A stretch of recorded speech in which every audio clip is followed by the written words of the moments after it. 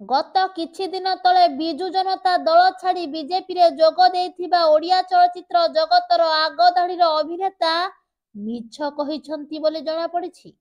ହଁ ଆଜ୍ଞା, ଅରିନ୍ଦମ କହିଥିଲେ ମୋତେ ଲୋକମାନଙ୍କ ସେବା କରିବା ପାଇଁ ବିଜେଡି ଦଳ ସୁଯୋଗ ଦେଲାନି, ଆଉ ନବୀନଙ୍କ ସହ ମୋର ଦେଖା ହୋଇ ପାରିଲାନି ବୋଲି ମୁଁ ଦଳ ଛାଡ଼ିଲି। କିନ୍ତୁ ଏହା ସମ୍ପୂର୍ଣ୍ଣ ମିଛ ବୋଲି ପ୍ରମାଣିତ ହୋଇଯାଇଛି। ଶୁଣିବାକୁ ମିଳୁଛି କାଳେ ଅରିନ୍ଦମ ତାଙ୍କ ଶଳା ବବି ଦାସ ପାଇଁ ଦଳ ଛାଡ଼ିଛନ୍ତି। ଏକଥା ଆମେ କହୁନୁ, ଏକଥା ଅରିନ୍ଦମ ନିଜେ ଏକ ଗଣମାଧ୍ୟମରେ ଦେଇଥିବା ପ୍ରତିକ୍ରିୟାରୁ ସ୍ପଷ୍ଟ ବାରି ହୋଇଯାଉଛି।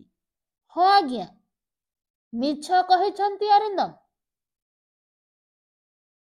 ଏହାରି ଭିତରେ ଏଇଠି ପ୍ରଶ୍ନ ଉଠୁଛି ଯେ ଶଳାର ସ୍ୱାର୍ଥ ପାଇଁ ବିଜେଡି ଦଳ ଛାଡ଼ିଥିବା ଅରିନ୍ଦମଙ୍କୁ କ'ଣ ବିଜେପି ଦଳରେ ସଫଳତା ମିଳିବ, ନା ସେଠି ବି ନିରାଶ ହେବେ ଅରିନ୍ଦମ?